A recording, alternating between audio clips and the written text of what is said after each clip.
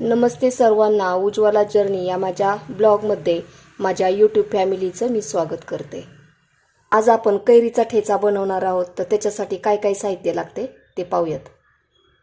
तर त्याच्यासाठी मी अगोदर कैरी विकत आणली किंवा शेतातून आणली की ती लगेचच अशी पाण्यामध्ये टाकून ठेवायची पहा। त्याच्यावरचं जे तेलकट चीक असतो तो पाण्यामध्ये उतरला जातो। नंतर ही कैरी मी 2 ते 3 पाण्याने स्वच्छ धुवून घेणार आहे।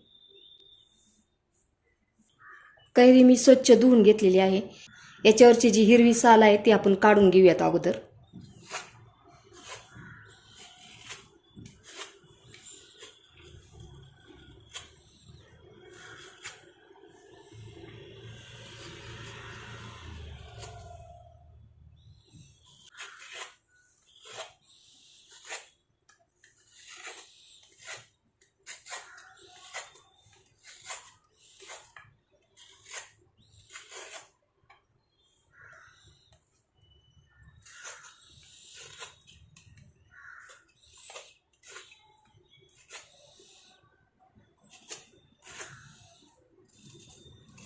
हे पहा, आपण कैरीची साल काढून घेतलेली आहे।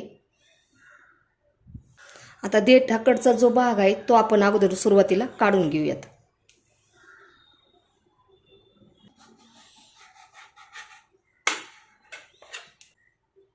आता याचे आपण छोटे छोटे तुकडे करून घेऊयात।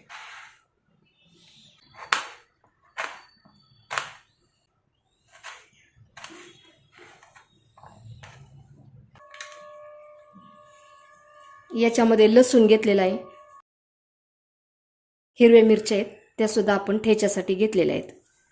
याच्यामध्ये लाल तिखट 1 टीस्पून आहे, काश्मीरी लाल तिखट 1 टीस्पून घेणार आहोत।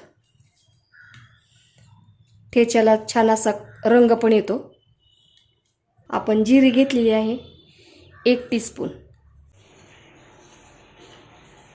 आणि याच्यामध्ये आपण शेंगदाणे घेतलेले आहेत।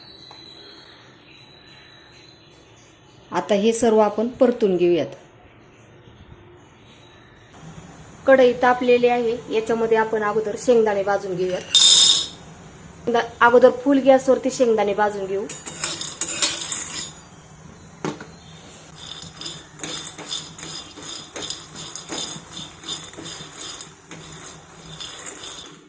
ज्यावेळेस आपण फुल गॅसवरती शेंगदाणे भाजत असतो त्यावेळेस सतत हलवत राहायचे, नाहीतर मग तुम्ही शेंगदाणे भाजत असताना इकडे तिकडे झाले तर एका साईडला एकदम करपून जातात, दुसऱ्या साईडला कच्चेच राहतात। असे कंटिन्यू हलवत राहायचे जरा वेळ। आणि फुल गॅसवरती अगदी 1 ते 2 मिनिट आपण शेंगदाणे असे परतून घेणार आहोत। मी आता मंद गॅस करत आहे, गॅस एकदम मंद केलेला आहे। आणि याच्यावरती आता आपण शेंगदाणे भाजून घेऊयात, म्हणजे मग आतमध्ये सुद्धा चांगले शेंगदाणे खरपूस असे भाजले जातात।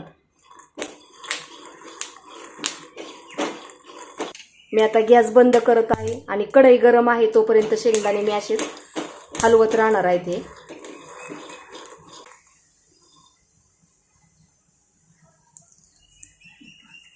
आतमधून पण छान असे भाजले जातात पहा। आता एखाद्या ताटामध्ये आपण थंड करून घेऊयात।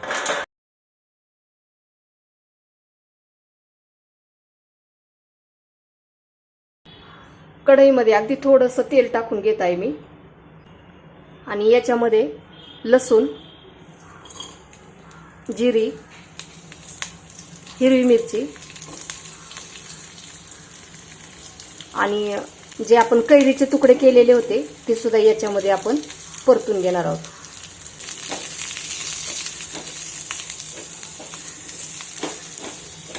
हे सर्व आपण 1 ते 2 मिनिट परतून घेणार आहोत।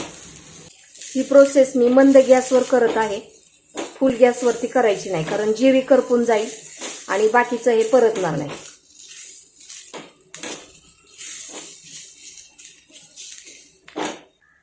गॅस मी बंद करत आहे आणि गरम कढईमध्ये परतून घेऊयात आपण सर्व।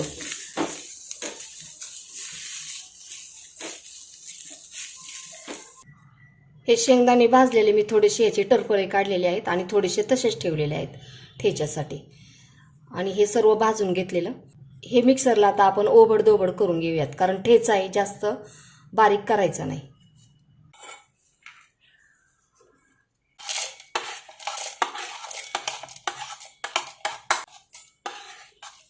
आता ज्यावेळेस आम्ही गावाला असं करायचो ना ठेचा वगैरे, तर मी पाट्यावरती करायचे.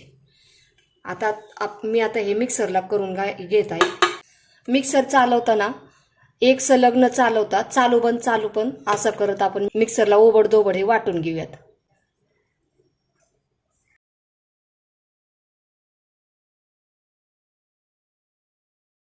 हे कैरीचा ठेचा असा ओबडधोबड झालेला आहे. हे पहा.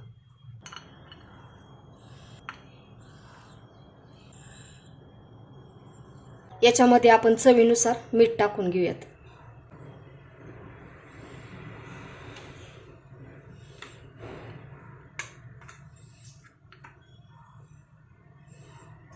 सर्व मिक्स करून झालेलं आहे. तेल गरम झालेलं आहे. याच्यामध्ये आपण कैरीच्या ठेच्याला आपण तडका देणार आहोत, तर तेल गरम करून घेतलेलं आहे आणि याच्यामध्ये मोहरी टाकून घेऊयात. मोहरी चांगली तडतडली की आपण याच्यावर ठेच्यावरती टाकून घेऊयात. हे सर्व आता आपण मिक्स करून घेऊयात. ठेच्यामध्ये थोडंसं तेल जास्तच टाकायचं, त्याच्यामुळं ठेचा खूप छान लागतो. चपाती बरोबर, भाकरी बरोबर जेवताना तोंडी लावण्यासाठी खूप छान लागतो हा. आपला कैरीचा ठेचा तयार झालेला आहे.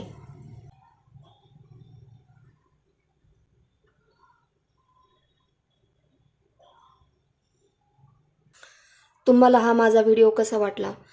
व्हिडिओ आवडला असेल तर लाईक, शेअर आणि सबस्क्राईब करायला विसरू नका. धन्यवाद.